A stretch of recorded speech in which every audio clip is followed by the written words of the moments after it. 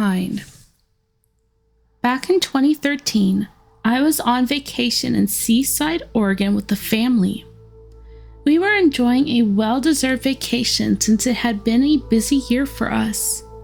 The biggest highlight being our new baby, who was now a year old at the time of this story. Safe to say, we had not been able to spend much quality time with our other kids. While I was in the pool with the kids, I got a call from my doctor. I had previously taken a test the month before after a routine visit, and we had received my results. He told me that my test was positive for ovarian cancer and that I needed to schedule a surgery as soon as possible. We cut our trip short as the doctor urged that the surgery needed to be within the following week and that I needed to be ready to make some decisions. Partial or total? Those were my choices he presented me with during the pre-op of my appointment. He explained the risks of the procedure and he recommended a total hysterectomy. Since he had been my doctor for almost 10 years at this point, I decided to put my trust in him and follow his advice, moving forward with the surgery. The following years post-operation was very weird for me. I felt pain all the time in my lower abdomen and nether region. Against what you would typically do as a woman going into menopause after a total hysterectomy, I was advised not to use any hormones since they could provoke the cancer cells to grow again. Due to the constant pain I was feeling, I scheduled a new appointment to see my doctor and he performed an exam on my nether region and the operation site.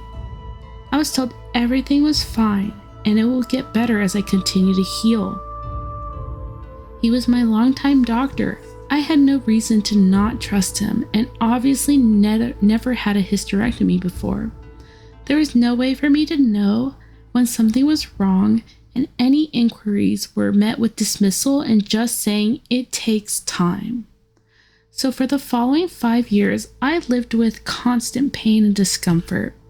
With very odd and dismissive visits to the doctor, I continued seeking alternative relief but was met with very little results. A few years later, he was no longer available to book appointments with. He had been taken to court for malpractice and sorely lost due to the sheer number of women who came forward with stories and evidence of his wrongdoings. His license was revoked and he was banned from practicing medicine.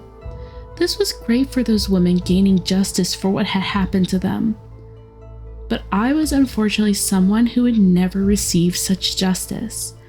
I still was left in the dark with what exactly was wrong with my body and what he could have possibly done to leave me in constant agony. I made the most of my situation and over time learned to live with it. It didn't mean the pain went away. It just meant the pain was part of me now. I was busy with my kids, life, and a future career. So I tried to normalize my condition until I just couldn't anymore and insisted again on a new appointment to explore my condition and with a new provider. You could surely question, why didn't you get a second opinion before? But I live in an area where medicine is not as expansive as city areas, and finding a decent doctor is a coin toss amongst a few. Aside from that, I was a homemaker trying to re-establish a career and raise kids. There was no such thing as free time, and my personal health was just not a priority compared to other things in my life. Once again, at my appointment, nothing was found wrong with me. I was left feeling lost and disappointed, as I just wanted relief after years of merely dealing with it. Unfortunately, after that appointment, my body would never feel any sort of normalcy again. In 2021, I was working, my kids were older, making it easier to finally establish a decent career for myself. I was going to the restroom during my break, and upon cleaning myself, I saw red blood, like I just cut myself. I never had that before, so I decided to book a new appointment. I was on a different insurance and was temporarily working in the big city at the time, so I decided to see a different doctor within the area and had her perform a pelvic exam. During my visit, I was studying my new doctor's face as she performed the exam. I was hoping for some insight on what she could be seeing. She looked very confused. She told me she could see something green deeply embedded in my cervix wall. She recommended that I saw a specialist and wrote me a referral. I wish I could have felt happy at the progress, but instead, I was getting worried. Did my cancer come back? I arrived to my referral appointment and was met with, yet again, another pelvic exam. The specialist told me the same thing as the other doctor. She could see a green metallic object in the cervix wall, but also a piece of flesh that did not belong there. The mystery was unfolding, but my nerves were only winding up. We did some testing, and when I got the results, I was floored. I was told I needed surgery because I had a staple, yes, a staple, with a piece of my fallopian tube still attached to it. She told me, "It is a miracle you did not develop an infection." The wildest part of this whole ordeal, the piece of flesh, aka my fallopian tube, was continuously trying to regenerate and attach itself to my cervix. It was not only trying to reattach to my cervix, but it also was expanding itself as though to build another structure. The meaning beyond that is left to the imagination.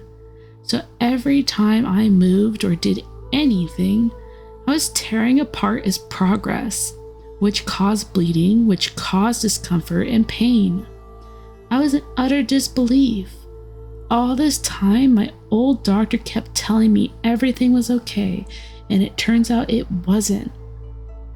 My exam he performed post-op, he could see his mistake and merely chose not to talk about it. He knew why I was in pain and dismissed it. He put me at risk of infection and sepsis to cover his tracks. I guess in the end, infection and sepsis would have been his ideal result to truly cover his tracks.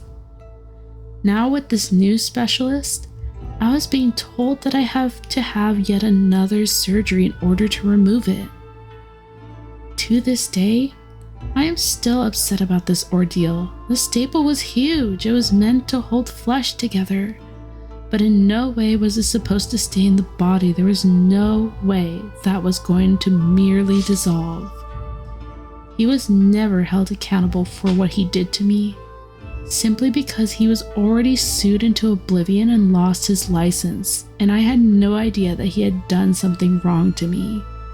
That was 10 plus years of constant chronic pain and suffering while raising multiple kids, taking care of a home, and building a career. This has left me with a lot of distrust when presented with surgeries. I will explore every avenue other than surgery and still hesitate even when it's the only option left. When your physician has lied to you, any future healthcare needs are met with, where do you go? Who can you really see? What is a good doctor? How do you know? Thanks for watching. If you enjoyed this content, please like and subscribe so I can make more. Every Monday will be a new video. If you have a story to share, please email Anon medicalstories@outlook.com. All I ask is any people in your story remain anonymous via name change. You will be completely anonymous as well. I may contact you if clarification is needed and will proofread and clean grammatical errors so it's easier to read. This isn't Reddit, and I am a frequent Redditor. It is very telling when a story is Reddit-esque. Let's keep things honest. Aside from YouTube, you can also find us on TikTok, Instagram, and Facebook. Big thanks to the artist Ginjersnapps for working with me on this project. Please check out her work in the description below. Now on to our charity of the day. This charity began in 2017 and is composed of ladies ranging 64 to 85 years old. In Massachusetts, they gathered together and formed teams to clean up ponds in Cape Cod, from Falmouth to Chatham. Yes, today we are talking about the group Old Ladies Against Underwater Garbage. It starts with Dr. Susan Barr, a retired psychologist and a lover of turtles, or better known to the locals as the Turtle Lady. She is an avid swimmer and frequented the pond before noticing how it had slowly become contaminated with garbage. On pure whim, she grabbed another swimmer and someone with a kayak, and together they cleaned the pond. The name forming from a single line, "Wow, we're a bunch of old ladies against underwater garbage." They have people who tread the shallows and divers that pass garbage up to people in kayaks. They clean up garbage such as beer cans, fishing lures, plastic bottles, broken glass, wooden planks, dog toys, golf balls, fishing rods, vape pens, and various microplastics, which the trash either gets taken to the dump, recycled, or turned into art. They have guides to lead the groups around snapping turtle habitats and other aquatic wildlife to be as respectful to their environment as possible while cleaning up. The requirements to join are simple. You must be 64 or older, pass a swim test and show you can swim a mile in 30 minutes, and reach a diving depth of 8 feet. The group utilizes tools such as gloves, bungee-strapped bushel baskets, mesh bags, and one-person kayaks or rowboats. They clean annually from April to October. Their hard work and dedication created an impact for their community and inspired others to help and be more conscious of where their trash goes.